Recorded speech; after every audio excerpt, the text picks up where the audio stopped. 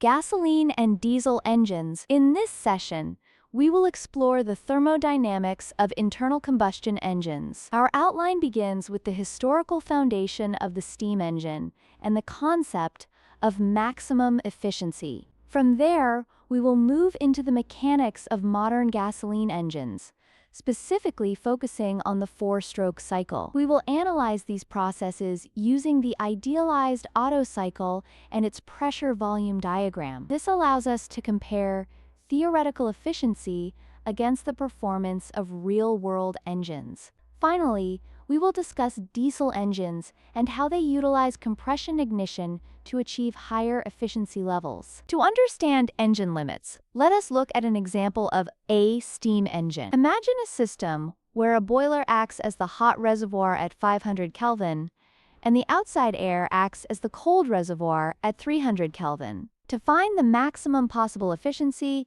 we use the Carnot cycle model. The Carnot efficiency is calculated as 1 minus the ratio of the cold reservoir temperature to the hot reservoir temperature. In this case, 1 minus 300 divided by 500 gives us an efficiency of 0.400, or 40%. It is important to remember that this 40% is a strict theoretical ceiling. In practice, real steam engines operate at much lower efficiencies due to various energy losses. We can improve theoretical efficiency by either increasing the temperature of the hot reservoir or decreasing the temperature of the cold reservoir. Mathematically, decreasing the cold reservoir temperature is more effective because a specific change in temperature has a larger fractional impact on a smaller initial value. For example, if we start with our 500 Kelvin and 300 Kelvin reservoirs and apply a 50 Kelvin change, raising the hot reservoir to 550 Kelvin brings efficiency to 45.5%. However, lowering the cold reservoir to 250 Kelvin jumps the efficiency to 50%. While lowering the exhaust temperature is mathematically superior, engineers often find that raising the combustion temperature is more practically feasible in engine design. Conventional gasoline engines operate on a four-stroke cycle, meaning the piston completes 2 upward and 2 downward motions for every power cycle. We define the thermodynamic system as the air-fuel mixture contained in the cylinder above the piston. The process begins with the intake stroke, where the intake valve opens and the piston moves down to draw in the air-fuel mixture. Next is the compression stroke, where the piston moves up to squeeze the mixture. The third stage is the spark, where the spark plug ignites the gas. This leads to the power stroke, as the expanding hot gas pushes the piston back down. Finally, the release and exhaust strokes clear the cylinder to repeat the process. Let us break down the first 2 stages using a pressure-volume diagram. The intake stroke is represented as a horizontal move from point O to point A. Here, the piston moves downward, increasing the volume from V2 to V1 while maintaining atmospheric pressure. Once the cylinder is full, the compression stroke begins, moving from point A to point B. During this stage, the piston moves upward, and the air-fuel mixture is compressed. We model this as an adiabatic process, meaning no heat is exchanged with the surroundings. As the volume decreases back to V2, the temperature rises from TA to TB. Because the gas is being compressed, the work done on the gas is positive, corresponding to the area under the curve. The third stage is the combustion event, moving from point B to point C. The spark plug fires, and the chemical potential energy in the fuel transforms into internal energy. This happens so quickly that the piston barely moves, so we model it as a constant volume process. During this brief moment, the pressure and temperature shoot upward as energy enters the system. This leads immediately to the power stroke. Moving from point C to point Wood, the high-pressure gas expands adiabatically, pushing the piston downward and doing work. As the volume increases from V2 to V1, the temperature of the gas drops from Tc to Td. After the power stroke comes the release event and the exhaust stroke.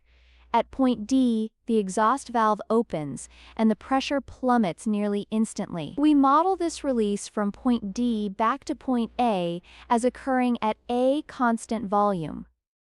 During this time, energy is expelled from the cylinder. The final stage is the exhaust stroke, moving from point A back to point O. The piston moves upward one last time, pushing the remaining residual gases out of the cylinder at atmospheric pressure.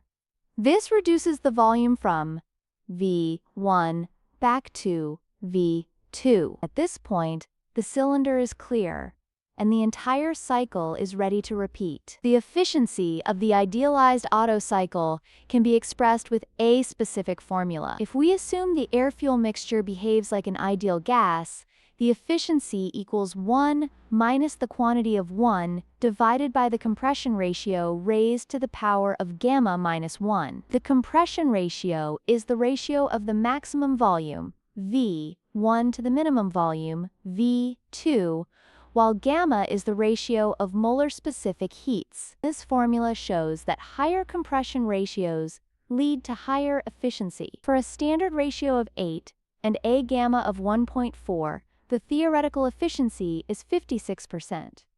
However, real engines usually only reach 15 to 20% efficiency because of friction, heat conduction through cylinder walls, and incomplete combustion. Diesel engines operate on a similar principle but with a few key differences. Most notably, they do not use spark plugs. Instead, they operate with much higher compression ratios than gasoline engines. In a diesel cylinder, the air is compressed into such a tiny volume that the temperature rises high enough to ignite the fuel spontaneously as soon as it is injected. This process is known as compression ignition. Because they can handle these greater compression ratios and higher resulting combustion temperatures, diesel engines are generally more efficient than their gasoline counterparts. This design allows them to extract more useful work from the same amount of fuel energy. In summary, we have learned that maximum engine efficiency is fundamentally limited by the temperatures of the hot and cold reservoirs. A four-stroke gasoline engine is best approximated by the Otto cycle, which consists of intake, compression, power, and exhaust stages. We found that the efficiency of an idealized Otto cycle depends primarily on the compression ratio of the engine. However, we must account for real-world factors like friction and heat loss, which significantly reduce actual performance compared to our theoretical models. Finally, we looked at diesel engines, which leverage high compression for ignition and improved efficiency over the standard gasoline cycle. To wrap up, consider these review questions to test your understanding. First, think about the mathematics of reservoir temperatures. Why exactly is decreasing the cold reservoir temperature more effective for boosting efficiency than raising the hot reservoir temperature by that same amount? Second, look back at the idealized Otto cycle on the pressure-volume diagram. Can you identify which two specific processes are modeled as adiabatic, where no heat is exchanged? Furthermore, what exactly is happening to the state of the gas during the two constant volume or isovolumetric processes? Reviewing these points will help solidify your grasp of internal combustion thermodynamics.